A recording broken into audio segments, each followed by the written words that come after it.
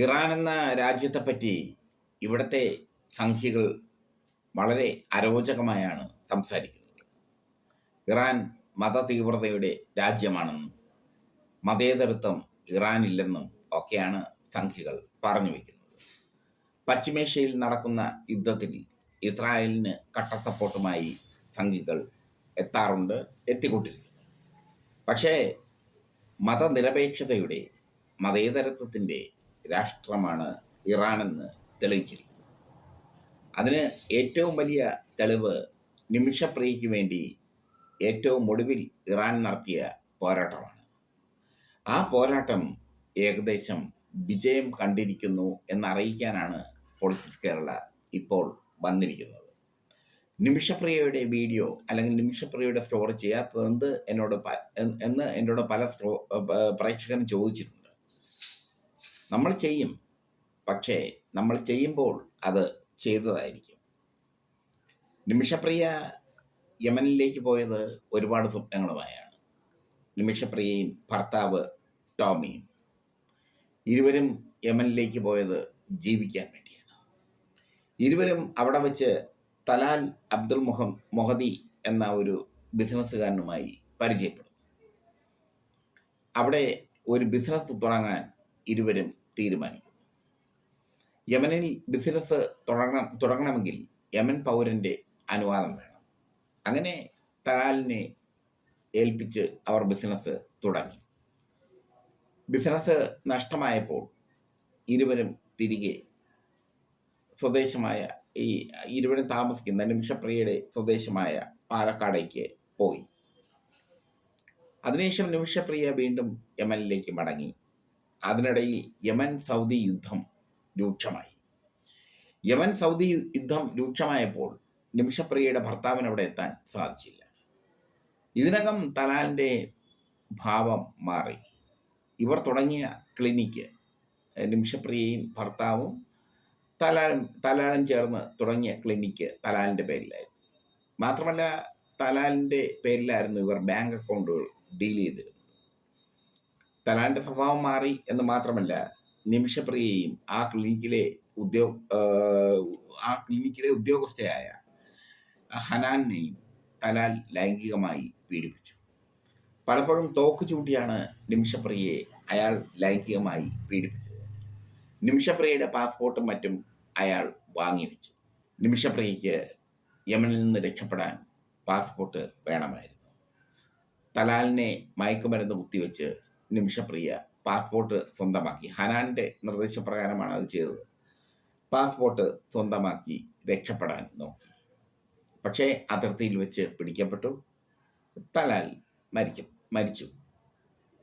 പിന്നീട് നടന്ന അന്വേഷണത്തിൽ തലാലിൻ്റെ മരണം അസ്വാഭാവികമാണെന്ന് വരുത്തി തീർക്കാനും തലാലിൻ്റെ മരണത്തിൽ തങ്ങൾക്ക് പങ്കില്ലെന്ന് വരുത്തി തീർക്കാനും നിമിഷപ്രിയയും ഹനാനും ശ്രമിച്ചു. തലാലിൻ്റെ മൃതശരീരം വെട്ടിനുറുക്കപ്പെട്ട അവസ്ഥയിൽ യമൻ പോലീസ് കണ്ടെത്തി. നിമിഷപ്രിയയെ വധശിക്ഷയ്ക്കും ഹനാനെ ജീവപര്യന്തം ശിക്ഷയ്ക്കും വിധിച്ചു. വധശിക്ഷയ്ക്ക് വിധിക്കപ്പെട്ട നിമിഷപ്രിയയെ രക്ഷിക്കാൻ പലവിധത്തിലുള്ള പദ്ധതികൾ കേന്ദ്ര സർക്കാർ ആസൂത്രണം ചെയ്തു. അതൊന്നും വിജയം കണ്ടില്ല.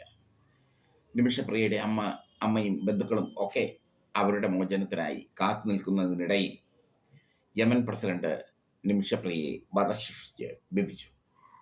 ഈ സാഹചര്യത്തിലാണ് ഇറാൻ ഇന്ത്യയിലെ ഒരു വ്യക്തിക്ക് വേണ്ടി ഇടപെടുന്നത്. ഇറാന്റെ വിദേശകാര്യ വക്താവ് പറഞ്ഞത് നിമിഷപ്രിയയുടെ മോചനത്തിന് വേണ്ടി ഇറാൻ പ്രവർത്തിക്കും എന്നാണ്.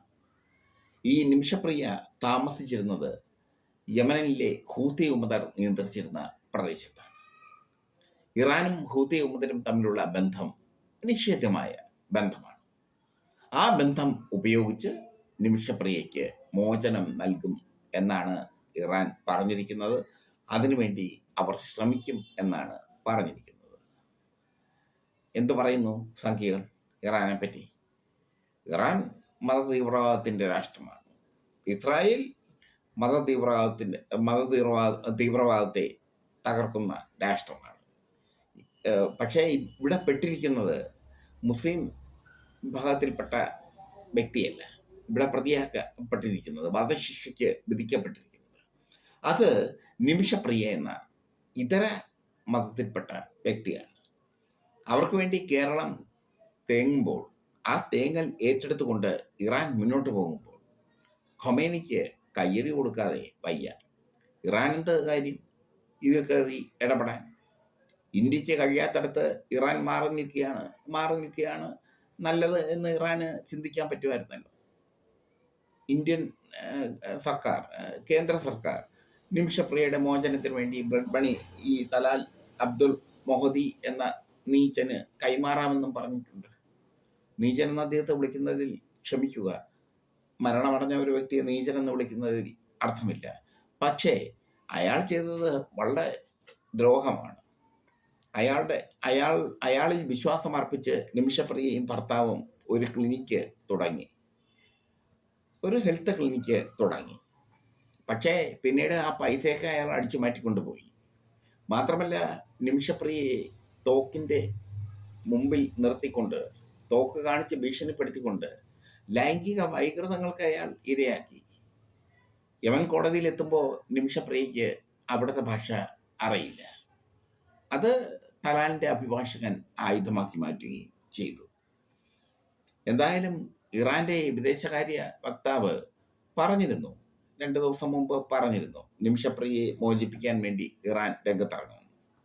അത് വെറും വാക്കല്ല, അതൊരു സൂചിപ്പിക്കലല്ല എന്ന് തെളിഞ്ഞിരിക്കുന്നു.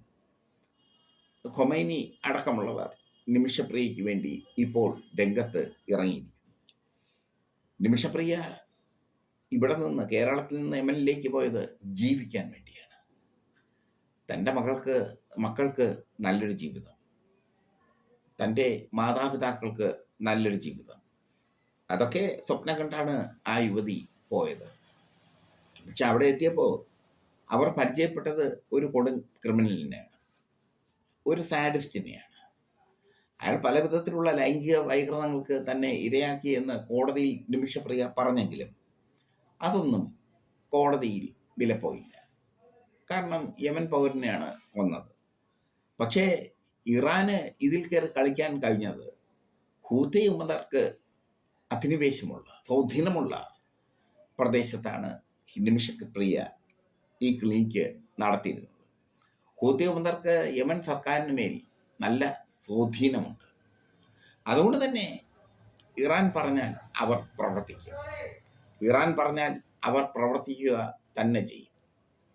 അതാണ് ഇപ്പോൾ നിമിഷപ്രിയയുടെ മോചനത്തിന് കാരണമായി മാറിയിരിക്കുന്നത്. നിമിഷപ്രിയയെ തൂക്കിക്കൊല്ലാനുള്ള ഉത്തരവിന് യമൻ പ്രസിഡന്റ് ഒപ്പിട്ടുവെങ്കിലും ഹൂതി വിമതർ ആ സംഭവത്തിൽ കയറി ശക്തമായി ഇടപെട്ടിരിക്കുന്നു എന്ന ഒരു വാർത്തയാണ് ഞങ്ങൾക്ക് കിട്ടിയിരിക്കുന്നത്. എന്തായാലും നിമിഷപ്രിയയെ മോചിപ്പിക്കാൻ കഴിയുന്നതെല്ലാം ചെയ്യുമെന്ന് ഇറാൻ പറഞ്ഞു. പറച്ചില് വെറുതെ അല്ലെന്ന് ഇപ്പോൾ തെളിഞ്ഞു. നിമിഷപ്രിയയുടെ മോചനം യാഥാർത്ഥ്യമായി മാറിയിരിക്കുന്നു. ഇനിയുള്ളത് ബ്ലഡ് മണിയാണ്. ഈ തലാൽ അബ്ദുൽ മഹദി ഈ ഗോത്രവർഗത്തിൽപ്പെട്ട ഒരു വ്യക്തിയാണ്. അദ്ദേഹത്തിന് അവിടെ ഒരുപാട് സ്വാധീനമുണ്ട് ആ നാട്ടിൽ. ബ്ലഡ് മണി കൊടുത്തു കഴിഞ്ഞാൽ നിമിഷപ്രിയയെ മോചിപ്പിക്കാം എന്നൊരു വാദം ഇപ്പോഴും നിലനിൽക്കുന്നുണ്ട്. പക്ഷേ ബ്ലഡ് മണിക്കും ഉപരിയായി ഇറാൻ യമനിൽ തങ്ങൾക്കുള്ള സ്വാധീനം തെളിയിച്ചിരിക്കുന്നു. മോദി തോറ്റെടുത്ത് ഖൊമൈനി വിജയിച്ചിരിക്കുന്നു. അത് അങ്ങനെ ഒരു വിജയം ഇറാൻ നേടിയെടുത്തത് അവരുടെ സ്വാധീനം കൊണ്ട് തന്നെയാണ്. നിമിഷപ്രിയയ്ക്ക് വേണ്ടി കേരളത്തിലെ മാധ്യമങ്ങൾ പല വിധത്തിലുള്ള അച്ചുകൾ നിരത്തി. പക്ഷേ മോചനം സാധ്യമാക്കിയത് ഇറാനാണ്.